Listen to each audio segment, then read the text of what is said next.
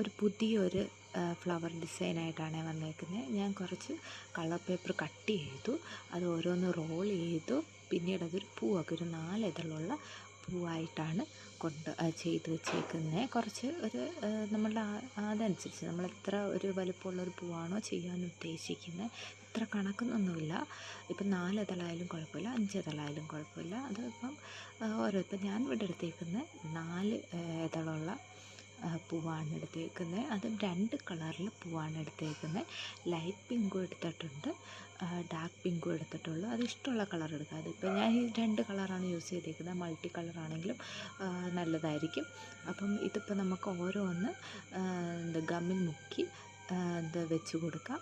അപ്പോൾ നമുക്കൊരു ഒരു ബൊക്ക, ഒരു ഫ്ലവറിൻ്റെ ഒരു ബൊക്കയായിട്ടാണ് ഞാൻ ഉദ്ദേശിക്കുന്നത്. അവസാനം ഇതെന്താവും എന്നുള്ളത് എനിക്കറിഞ്ഞൂടാ, നമുക്ക് നോക്കാം. അപ്പം നമ്മൾ ഓരോന്നായിട്ട് സ്റ്റിക്ക് ചെയ്ത് കൊടുക്കും, മിക്സ് ചെയ്ത് സ്റ്റിക്ക് ചെയ്തു.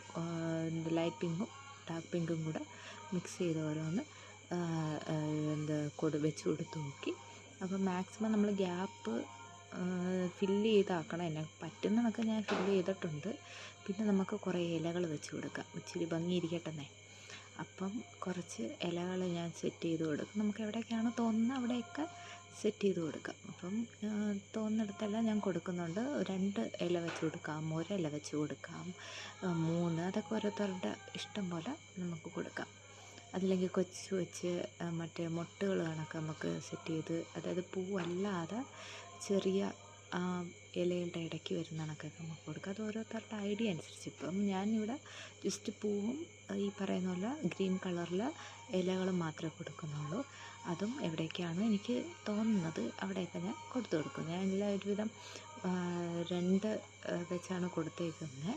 അപ്പം നമ്മളുടെ കയ്യിലുള്ള കണക്കും നമുക്കൊരു ഭംഗി തോന്നില്ലോ, അതേപോലെ നമുക്ക് വെച്ച് കൊടുക്കാം ഓരോന്നായിട്ട്. അങ്ങനെ അതും നമ്മൾ ഗമ്മിൽ മുക്കി ഓരോന്നായിട്ട് സെറ്റ് ചെയ്ത് വെച്ചുകൊണ്ടിരിക്കുക.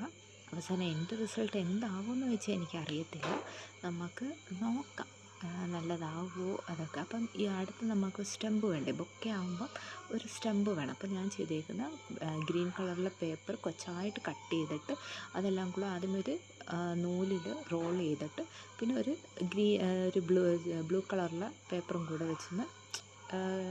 വെച്ച് കൊടുത്തു. എന്നിട്ട് നമുക്കതൊന്ന് സ്റ്റിക്ക് ചെയ്ത് കൊടുക്കാം. അപ്പം ബൊക്കയുടെ സ്റ്റെമ്പായിട്ട് നമുക്ക് വെക്കാം. അപ്പോൾ അത് ഞാൻ ഗം തേച്ച് അവിടെ ഒട്ടിക്കുവാണ്. അപ്പം ഗം വെച്ച് അപ്പം നമുക്ക് അങ്ങോട്ട് ഇപ്പോൾ ഓരോ പൂവിൻ്റെ ബ്രാഞ്ച് പോലെ നമുക്ക് അങ്ങോട്ട് സ്പ്രെഡ് ചെയ്ത് കൊടുക്കാം. അപ്പം പറ്റുന്ന രീതി ഞാൻ സ്പ്രെഡ് ചെയ്ത് കൊടുത്തിട്ടുണ്ട്. അപ്പം അതിപ്പോൾ ഓരോരുത്തരുടെ, അല്ലെങ്കിൽ ഈ ഇടയ്ക്കുന്ന നമുക്ക് ഓരോന്നായിട്ട് കൊടുക്കാം നീളത്തി. എന്നിട്ട് ബാക്കി കുറച്ച് ഇലയും കൂടെ ഉള്ളത് കൊണ്ട് അത് തീർക്കണമല്ലോ. അപ്പം ഞാൻ വെച്ച് നോക്കുക അവിടെയൊക്കെ വെച്ച് കഴിഞ്ഞാൽ കൊള്ളാവോ എന്നുള്ളത്. അപ്പോൾ ഇവിടെ വെച്ചപ്പം എനിക്കെന്തോ ഇഷ്ടപ്പെട്ടു.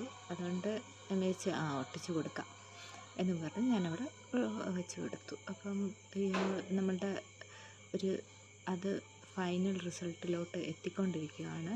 അപ്പോൾ എങ്ങനെയുണ്ട് കണ്ടിട്ട്? ഇഷ്ടപ്പെട്ടെങ്കിൽ ലൈക്ക് ചെയ്യാനും സബ്സ്ക്രൈബ് ചെയ്യാനും മറക്കല്ലേ. പുതിയ ഐഡിയ ആയിട്ട് ഞാൻ വീണ്ടും വരാം.